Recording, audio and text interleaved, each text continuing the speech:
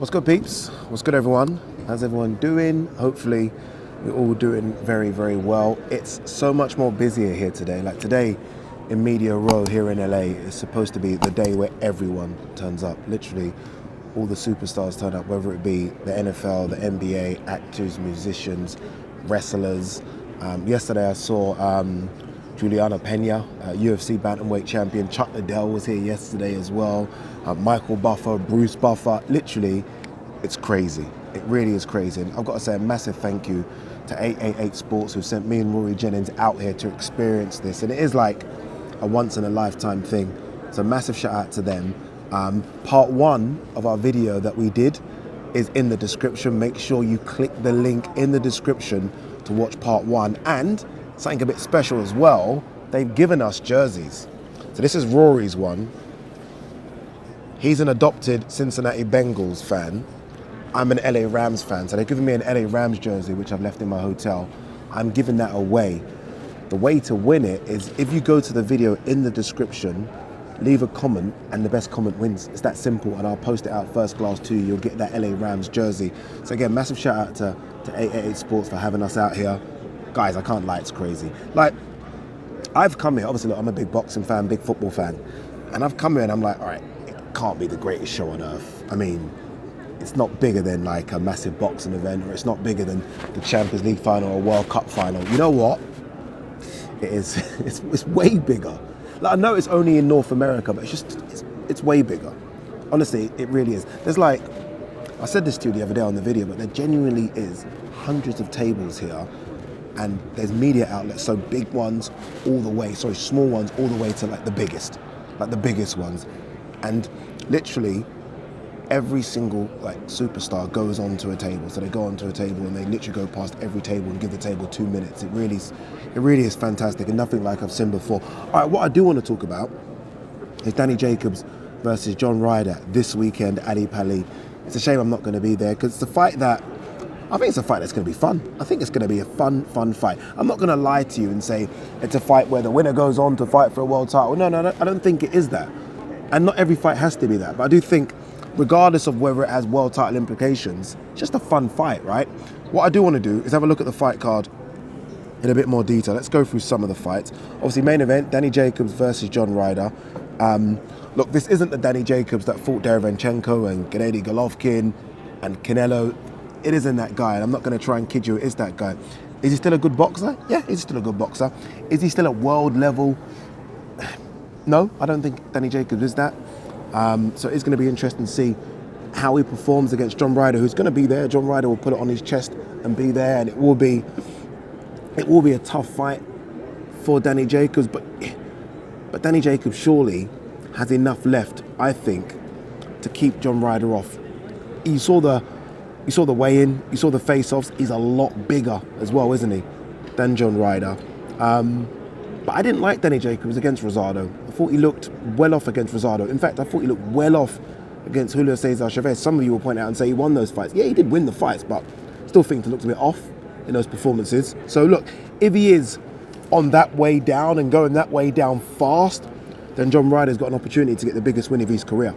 I think he's already got the biggest win in his career because I thought he bought Callum Smith, but didn't get the result there. But he's got the chance to get the biggest win of his career and then just stay around for more big fights. Again, that's why I say not every fight's about world title implications. Some fights are just a case of keeping you in the game. So keeping you in another big fight. And I think a win for John Ryder keeps him in there. Same for Danny Jacobs. I think a win for Dan Jacobs keeps him in there. So I expect both of those guys to really go for it. I think it's going to be a really, really fun fight. Action-packed. And again, it's a fight I'm disappointed I'm not going to be there working on because it would have been fun. But obviously, I'm at the Super Bowl, baby. Felix Cash versus Madiev. This is an interesting one.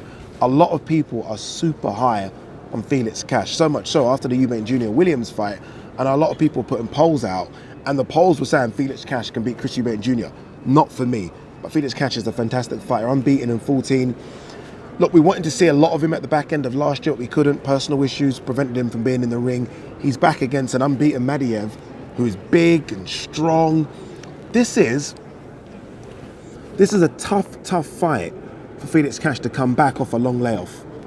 It really is. If Felix Cash came back for this fight, sorry, after the win against Bentley, was it? Well, yeah, after the win against Bentley, then okay, he's going straight in, the momentum's good. He's had a full stop in his career and he's starting again. And against Madiev, ain't going to be easy. It really ain't going to be easy. But I think potentially looking at it as pick of the night, I would be shocked if that isn't fight of the night. Ellie Scottney takes on Guanini.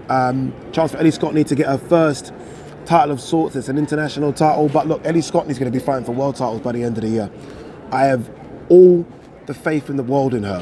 What I will say about Ellie Scottney is that I was there for her last fight. And as much as she won, and she won most rounds, she got caught a lot. She rushes her work a lot. And I think she's got really good skills, but I just want her to slow down a little bit. But that will come. That fight, the last time out, she'd been out of the ring for a long time, switched trainers, so it will come. But Ellie Scottney, for me, is one of the best female prospects that we've got over here in the UK. So I really want to see her go on and do good things, and she'll get the win. And I guarantee, look, I'm not a genius here saying this, it's not like I'm fucking saying anything that's going to be surprising, but she'll fight for a world title by the end of the year. We've got Austin Williams on this card as well, Hopi Price on this card. He takes on Ricardo Roman. Johnny Fisher on this card. Johnny Fisher's an interesting one, yeah. Johnny Fisher's only had, this will be his 5th professional fight. Bear in mind, Johnny Fisher, hardly any amateur fights. Did he have any? I say hardly any, I'm not sure he had any, but hardly any amateur fights. Sells a lot of tickets. I think they've sold 6,000 or 7,000 for this. Johnny Fisher's probably sold 3 or 4. I want his story to be more than he sold tickets. You hear that a lot about Johnny Fisher. Johnny Fisher's a good boxer. I think Johnny Fisher's got some ability, I really do. What Johnny Fisher needs to do this year, I think, is be on as many fight cards as possible. Even if that's going on to America and being on some of the fight cards there. Johnny Fisher needs about 5 or 6 fights this year, so come the start of 2023, he's had double-digit wins. And then you can start looking at opponents for Johnny Fisher and saying, okay, can he take on faded, former world-level guys? Can he take on faded former European champions? And then they start to move him, because the story now with Johnny Fisher is tickets, when I think the story should be about a young talent coming through that they should nurture and push well. But I think there's a lot to be excited about when it comes to Johnny Fisher. He's got a personality. His dad's certainly got a personality, and I like him. But I think they've just got to be careful of the matchmaking. Obviously, Johnny Fisher said when Dillian Whyte pulled out against Otto Wallin, he's like, I jump in against Otto Wallin. Hold the reins in, young man. Hold the reins in, and then we should see some good fights for him. But overall, look, it is the first fight card for the Zone. What this might be like is the fight card.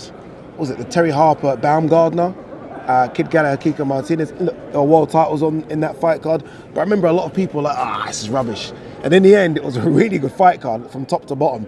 This might be one of those where people aren't super excited about it, but I think the matchups could be interesting. I think there could be a couple of interesting matchups that get you excited. I think Felix Cash definitely will be in a firefight. And I think Jacobs Ryder could be fun as well. So is it the biggest fight card of the year? Absolutely not, but it could be one of the fun ones. It could be. All right, I am going to do a separate video, guys, on the situation with Canelo.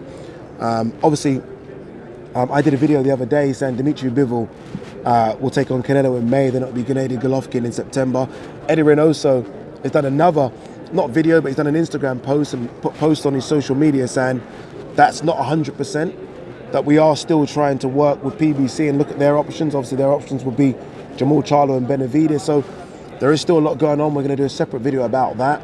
Should it be, what is better? Is it Bivol, GGG better, or is it Jamal Charlo, GGG, or Jamal Charlo, Benavidez? We'll talk about that separately.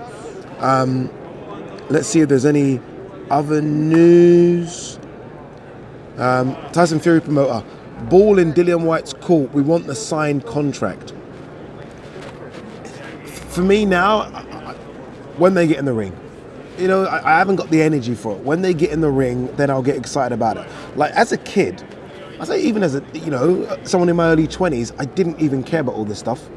Like I just tuned in when they're in the ring. I hate that I'm so involved in the splits and the negotiations and all the purse bids and all that crap. Just get in the ring and fight. When they get in the ring and fight, then I'm sold, you've signed. At least we know that Oscar Valdez, Shakur Stevenson's been signed. Both of those guys signed their contracts every day. They put it on their social media. April 30th is the big night of boxing. Obviously, you're going to have Katie Taylor versus Serrano first, and then you're going to have Oscar Valdez versus Shakur Stevenson a few hours later. So that's a good night for fight fans. Eddie Hearn here saying that Haney's ready to travel and do whatever it takes to fight Kambosos. There seems to be mixed stories coming out here. I think Dan Raphael, I think, said on his social media that DAZN are not interested in the fight just because I think it will take a big offer to excite Kambosos, and I don't even know what Devin Haney brings in for DAZN yet financially. Now, is Devin Haney a big draw? I'm not quite sure. So you do wonder if the offer Eddie Hearn and DAZN put down is going to entice Kambosos. There's two things here for Kambosos to think about. He might get a bigger financial offer from Top Rank, ESPN, for Lomachenko to go over. Lomachenko will beat Kambosos. If the money's so different, then you go Lomachenko route. If it's close, you go the Haney route, because I think Kambosos could beat Haney. I don't think he's got apologies, I don't think he's got a chance against Vasily Lomachenko. Alright, anything else? Conor Benn, what's going on here, man? It was supposed to be Morris Hooker. Look, you guys saw I had Conor Benn on my show, and Morris Hooker was the one. And Morris Hooker's now injured, and now they're trying to find an opponent for him. I mean, so many different names. It's going to be a bit of an issue, this, isn't it? I mean, there are names out there. I think Eddie Hearn said he's still trying to work and see if we can get an Adrian Broner. That's not going to. Adrian Broner is not going to fight Conor Benn in the UK. He's just not going to. And if he is, he's going to want to be paid crazy money to the point where DAZN might have to try and chuck it on a pay-per-view, and they don't want to do that. So it's going to be interesting. I wait and see the names before I start, saying yay or nay or good or bad. Let me see the list of names first, and then I can give my own viewpoint. But I thought that Morris Hooker was a perfect opponent, just because we've seen Morris Hooker fight Virgil Ortiz. He's a former world champion, legit world champion, 140 pounds. He's only been beaten by Ramirez and Virgil Ortiz as well, so he's still live. So that would have been a perfect opponent, and that would have been a risky fight for Conor Benn as well. So yeah, it's a bit of a shame, that one. All right, guys, quick video. We are going to do a Canelo video, but again, I just want to say a massive shout out to 888 Sports. Unbelievable that we're here. It really is unbelievable that they're here. So big shout out to them and big thank you to them. Guys, have a safe one. See you soon.